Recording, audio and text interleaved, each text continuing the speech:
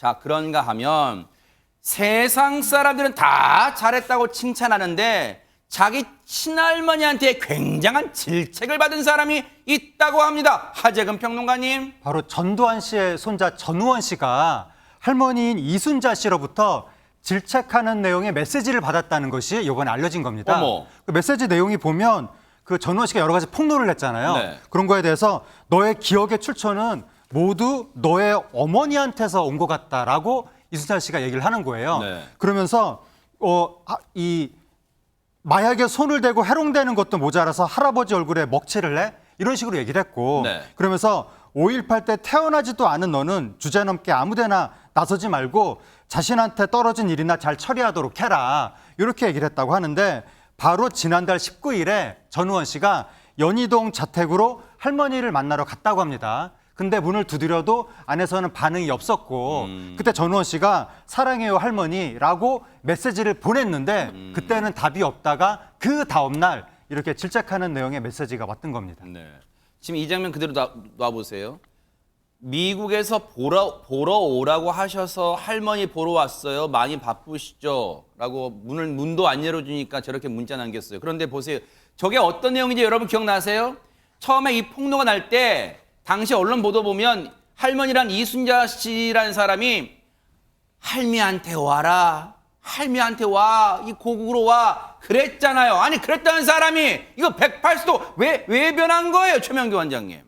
고국으로 오라고 하는 뜻은 미국에 있기 때문에 계속 그 폭로를 하게 되니까 한국에 오라는 뜻은 한국에 와서 폭로를 중단하고 가족과 함께 있으라라는 의미였던 입 다물고 거고. 있어라 와서. 네, 그러니까 오라는 의미가 와서 가족들을 보고 얘기하고 이제 좀 치료를 받고 조용히 있자라는 의미였거든요. 네. 그런데 그 다음에 한국에 오긴 했는데 상황이 전혀 반대로 돌아가게 됐죠. 아하. 그런 다음에 지금 요 상황에서 이제 이순자 씨 생각에서는 저렇게 찾아오고 저렇게 하는 것 자체가 뭔가 본인의 사정을 봤을 때 적절하지 않고 굉장히 오히려 본인을 화나게 하는 거라고 본인은 지레 짐작한 거고요. 네. 그러면서 이제 감정이 굉장히 격해져서 저런 내용을 갖다 이제 보내게 된 거로 생각합니다.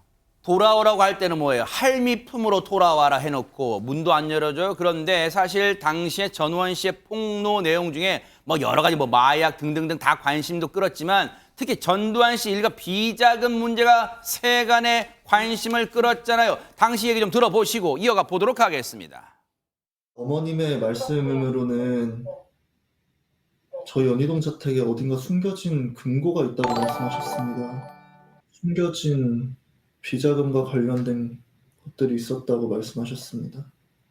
일단 엄마가 결혼 위자료로 받은 돈이 비자금입니다. 그 돈을 정당한 방법으로 받았다면 그냥 은행에서 뺏어 쓸 수 있어야 되는데 항상 지인분들을 통해서 채권인가 아니면 수표 같은 것을 현금으로 바꿔서 돈 세탁을 해서 썼습니다. 그렇다면 허주현 변호사님, 그럼 전우원 씨의 엄마라는 사람은 결국 전두환 씨한테는 지금 전두환 씨와 이순자 씨한테 며느리라는 사람인데 그 며느리라는 분은 금고를 봤다는 거예요, 연희동에서? 네, 지난 9일에 한 TV 프로그램 인터뷰를 한 내용을 들어보면은 직접 봤다고 얘기를 하고 있고요. 그리고 그 진술 내용도 보면 상당히 구체적입니다. 이 친모 최 씨의 주장에 따르면 연희동 집 지하에 금고 방이 있었는데요. 방문에는 그 은행 대형 금고 우리 왜 영화 같은 데 보면 들어갈 때 보면 이렇게 핸들처럼 이렇게 되어 있잖아요. 네. 그 금속 핸들까지 달려있는 이 금고방이 있었다는 거예요. 그리고 금고방 4방에 이 바닥부터 천정까지 책장식으로 되어 있었는데 거기에 돈이 책처럼 꽉꽉 이렇게 채워져 있었다는 겁니다. 그리고 이 비밀 금고의 위치를 직접 그리기까지 했어요. 그리고 또 전두환 씨 서재에 이 돈 세는 기계가 있었다고 하고요. 며느리 3명이 1,000만 원 다발을 이 잘라서 만드는 그 작업 있잖아요. 현금을 분류하는. 1,000만 원씩 묶는 거. 그렇죠. 그죠? 네. 그걸 같이 한 적도 있었다라고 얘기를 하고요. 또 비자금 찾기 위해서 수사 당국이 이제 가택 수색하는 뉴스가 들려오면은 현금을 치워야 되잖아요. 그래서 친척들이 와서 가방이나 쇼핑백에 현금을 담아서 나누어서 들고 나가는 그런 장면도 자기가 직접 많이 봤다라고 얘기를 하기도 한 적이 있어서 이게 지금 굉장히 좀 어떻게 보면은 구체적인 내용이기 때문에 신빙성이 좀 있지 않나 하는 생각이 듭니다.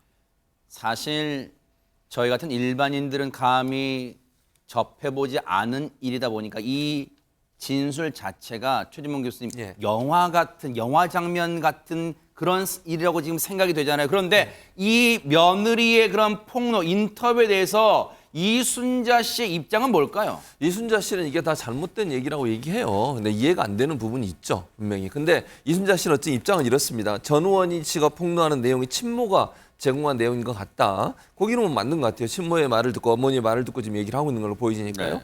그리고 뭐라고 하냐면 일요일은 가족의 날로 정해서 운동을 하거나 놀이터에 놀러 가거나 아니면 오락실을 가서 집으로 손님을 부르는 일이 없었다. 그러니까 집에 와서 봤다고 하는 말을 좀 부인하려고 했던 것 같아요. 그러면서 우원이는 허튼 소리를 해도 피부치나 끙끙 앓으면서 참고 있는데 우원이 친모는 어마어마한 위자료를 받고 이혼했는데 무슨 목적으로 병든 아들 아마 우원 씨를 얘기하는 것 같습니다. 아들을 사지로 몰고 가는지 라면서 이 전우원 씨의 행동을 친모에 의해서 이루어진 행동으로 그렇게 화살을 친모에게 돌리고 있는 상황입니다. 글쎄요, 뭐 보세요. 여기에도 자가당착적인 뭔가 얘기가 있잖아요. 보세요. 언제 이혼했는가 시점은 저희가 뭐 알 필요도 없고 알고 싶지도 않습니다만 어쨌든 이혼하고 지금 전우원 씨의 생모는 아니지만 이 부친은 전재용 씨는 지금 다른 이 부인하고 살고 있잖아요. 그런데 보세요. 전우원의 친모는 어마어마한 위자료를 받고 이혼했는데 그 며느리한테 어마어마한 위자료를 주는 바람에 지금 29만 원밖에 없었던 거예요. 그러면 어마어마하게 줬다면서 위자료 돈이 엄청 많다는 얘기예요. 그런데 이순자 씨는 비자금 같은 거 없다, 큰 거 같은 거 없다. 근데 지금 시청자분들 생각은요, 이수정 교수님 당장이라도 달려가서 뭐 진짜 한번 지하에 가고 막 열어보고 싶고 막 그런 마음 막 충동 느낄 거예요, 진짜. 그게 지하에 지금까지 있겠습니까? 지금 이렇게까지 언급이 되는데 그렇죠, 맞아요. 틀림없이 비자금이 있을 거라고 보이는데 지금 이제 이 부분에 대해서 전재용 씨, 전 남편이죠. 전 네. 남편이 그러니까 이 그 변명을 하는 부분이 더 좀 뭐 인정 비슷하게 하는 측면이 있어서 제가 한번 얘기를 드려보자면 네네. 이 어머니의 발언에 대해 가지고 아드님이 뭐라고 얘기했느냐, 당시에 비자금이 없었다는 말을 하는 게 아니다 이렇게 얘기를 했답니다. 있다는 얘기죠. 그러니까 그런데 뭐 그 있는 비자금을 그 지금 전처 며느리 보는 앞에서 뭐 1,000만 원씩 이렇게 다발을 묶는 작업을 했다라는 거는 사실은 거짓말일 수도 있다는 식으로 얘기를 했다는 거예요.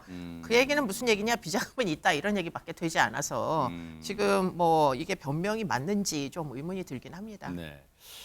그래요. 사실은 진실은 하늘이 일단 알고 있어요. 딱 하늘은 봤어요. 그리고 지금 누군가는 거짓말을 하고 있잖아요. 새파랗게 거짓말을 하고 있는 거잖아요. 누군가는. 자, 그런데 지금 이 순간에 가장 혼란스럽고 어쩌면 또 두려움도 느끼고 하는 사람은 바로 전우원 씨 본인이 아닐까 싶어요. 방송 인터뷰 이후에 어떤 심경일까 본인이 직접 밝혔다고 합니다. 한번 들어보시고 이어가 보도록 하겠습니다. 제 부모님들이 저같이 못나고 부족한 아들을 낳아가지고 고생을 많이 하십니다. 어떻게 이때까지 너 학비 다 내주고 미국에서 그렇게 지낼 수 있게 해준 가족한테 어떻게 이렇게 하냐라고 충분히 또 생각하실 수 있는 부분이고, 이제 와서 TV에 나와가지고 불쌍한 척 하냐고도 생각하실 수 있는 부분이기 때문에 지금도 되게 불안하고 또 두려움도 많고 하지만 그 가운데 정말 너무 큰 감사함으로 또 따뜻함을 느끼고 사랑을 느끼고 좀 더 담대해질 수 있는 것 같아요. 글쎄요. 전우원 씨의 저 마음을 사실 저희가 헤아리기는 어려워요. 왜냐하면 미움보다는 허점이라서 약간의 그래도 지금 가족한테 감사하다는 표현이 여러 번 나와요. 지금 전우원 씨 입에서. 그러니까 전우원 씨가 지금 얘기하고 있는 것들이 보면은 뭔가 자신의 어떤 개인 영달을 위해서 이렇게 하려는 게 아니라 자기 어떤 종교적인 신념에 따라서 뭔가 죄를 사하기 위해서 이렇게 한다는 얘기를 계속하고 있기 회개하는 차원에서. 그렇죠. 그래서 이 가족들에 대한 마음도 기본적인 애정은 가지고 가고 다만 그 죄에 대해서 자신이 어떤 반성하는 모습을 보이겠다 이렇게 얘기를 하고 있기 때문에 이런 걸로 보입니다. 그런 가운데 지금 전두환 씨 제사 물수 관련해서 재판이 이제 또 열리고 있는 상황인데요. 근데 이게 조금 사실 좀 복잡합니다. 이게 전두환 씨가 사실 내란과 뇌물수수 혐의로 지금 뭐 무기징역 선고받고 그리고 2,205억 추징 대상이 됐잖아요. 근데 그 중에 이제 오산시 임야 5필지가 이제 문제가 된 건데요. 이게 한 75억 상당이 되거든요. 그런데 보통 이렇게 범죄자의 재산을 다시 가져오려고 하면 이걸 다 팔아가지고 공매 절차를 거쳐서 다 팔아가지고 요 매각 대금을 가지고 검찰이 이익을 봐요. 그런데 이 중에서 일부 필지 20억 상당은 검찰이 받아가지고 환수를 해서 다 국고에 기속됐는데 나머지 55억 상당이 지금 환수가 안 됐거든요. 환수가 되지 않은 상황에서 전두환 씨가 이제 사망을 하다 보니까 이 재산을 관리하고 있는 신탁사 측에서는 이게 지금 미납 추징 절차가 완료되기 전에 당사자가 사망했기 때문에 이 환수 더 이상 못하고 절차 종료돼야 되는 거 아니냐라고 얘기를 하고 있는 거고 검찰 쪽에서는 아니다. 공매 처분까지 다 이루어지고 국고 기속만 하면 되는데 이게 왜 다 끝난 게 아니냐라고 얘기해서 행정소송으로 공방을 벌이고 있는 거고요.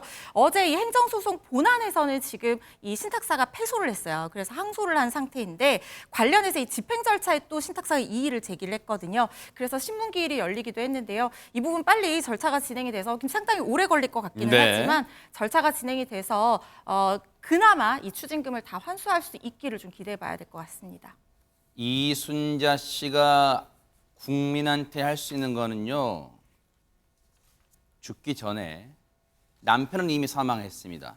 전두환 씨는. 이제 이순자 씨가 죽기 전에 우리가 태양을 손바닥으로 가릴 수는 있지만 태양 자체를 없앨 수는 없죠. 진실은 반드시 있어요. 그러면 그 진실을 죽기 전에 다 고백하는 게 어떨까? 그런 생각도 해봅니다. 기대를 해보도록 하겠습니다.